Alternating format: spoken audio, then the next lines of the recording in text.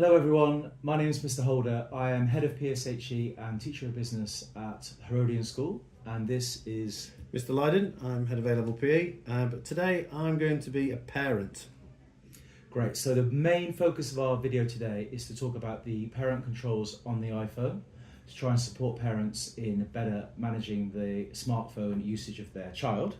Mr. Lydon and I talk about this quite often, amongst other things, but before getting into that, just wanted to make some very clear messages around the Delay Smartphone movement, hence the t-shirt. The Delay Smartphone movement is growing apace at our school. A lot of parents are in support of it. The idea is that your child ideally would wait until at least 14 years old before being given a smartphone and 16 before accessing social media. So there's no judgment at all in this movement. My son is 5 years old. If he were 10 or 11, I'd be facing all of the same challenges with him, I'm sure, that parents are facing. And the main challenge, of course, is peer pressure and social isolation that forces parents to buy the smartphone. Hence the idea of working together to delay. Perfectly understandable if somebody is unable to do that. Mr. Lydon, case in point, totally understand that, no judgment whatsoever. But if a smartphone has been given to a child, then parental controls, a contract around smartphone usage, no phones in bedrooms, I do think those things are non-negotiables that you should really consider.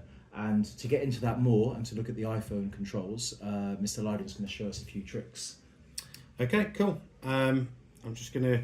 This is the Family Link app. You can download it on iOS, or if you've got an Android, it's the same on the App Store. So the context is my boy is 11, he's nearly 12. He also picks up my other boy who's 9 from school. He has a phone. We were a bit reluctant to getting him one, but both obviously me and my wife work full time, and he does a lot of the drop-offs and the pickups from school. So for me and my wife, we felt it was necessary to get one. Just to help track where he is. If he gets into trouble, he can ring us and use it as that. We actually did get him a smartphone. Now, a lot of people on here are probably wondering, well, are we meant to be delaying it or not? Well, the reality is that we got him a really cheap one. It was a Samsung one, and we try and be responsible with what apps he actually can download in the first place. Here you can do a lot of restrictions on what he's actually able to do.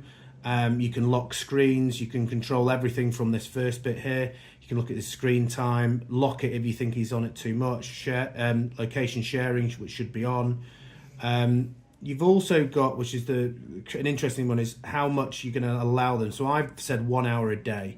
Now sometimes this may change, because if on a Sunday, for example, he plays rugby, he's on an away trip, we might actually let him have a little bit more time to play on some games.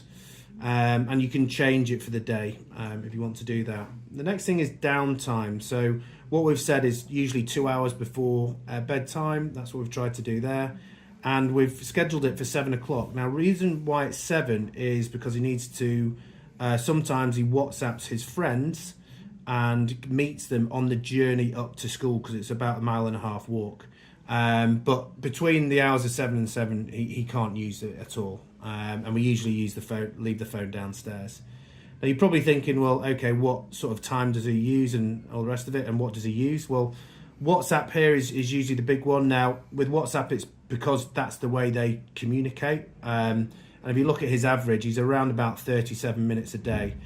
Usually it's either games or listening to music or WhatsApp. But like I said, most of the time WhatsApp is usually because he wants to message some of his friends and to meet up at the park or something like that.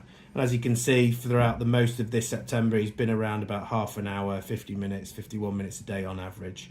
Some days are more than others, so like obviously at the weekend he used it a little bit more. But as you can see, he was busy all Saturday playing rugby, didn't even use it on Monday really, 10 minutes on a Tuesday, so he doesn't really use it that much. There's lots of restrictions you can have as well with all of these apps. And account settings. So if you look at control for sign-in, he has to ask me every time he wants permission to sign in to any of the major apps that he wants to use. But also for third party, he has to ask me So when it comes up, the Wheel of Doom has got us good. But here you go. So do you want to be asked for permission every time that Grant tries to sign into third-party apps? Yes, because we're not sure whether he can be responsible enough to know what is safe and what's not so far. And that's about the education that we're going to try and bring to this. We've also got privacy settings. You can see which apps Grant is using and for how long. And then in terms of location, which is quite a handy one, which is down here. So if he loses it or we want to know where he is, it just pinpoints exactly. So that's where he is. He's at school at the moment. And you're like, all right, he's lost it. You can actually press this button here and it's an alarm that goes off and actually beeps. So even if it's on silent, it's a really handy way if you lose it around the house. Sometimes my wife gets to do it for her phone as well. So it's really good app. Obviously, I won't go through all of the functionality because it will be here all day. But as you can see, it tracks, what's been installed, how long he's using it for, and yeah, just to try and give him some responsibility around the education standpoint, but also as a parent trying to be a bit responsible about how to manage that effectively. So this is an iPhone app controlling a Galaxy phone. Yeah, controlling an Android. Yeah. Yeah. But you can do it on an Android to Android or whatever. So. And then if you really want to lock it, you can just lock it as well if you think, actually, you know what, I need to speak to him, he needs to come off now. So, brilliant. Yeah. Okay, well, I can ask you loads of questions about this. And as I said, we often talk about, this app and lots of the smartphone-related topics. But we just hope this video is useful for parents to get a feel for what controls are available to them to support their child with responsible smartphone usage. So thanks for watching, and do get in touch if you have any questions. Okay, thanks.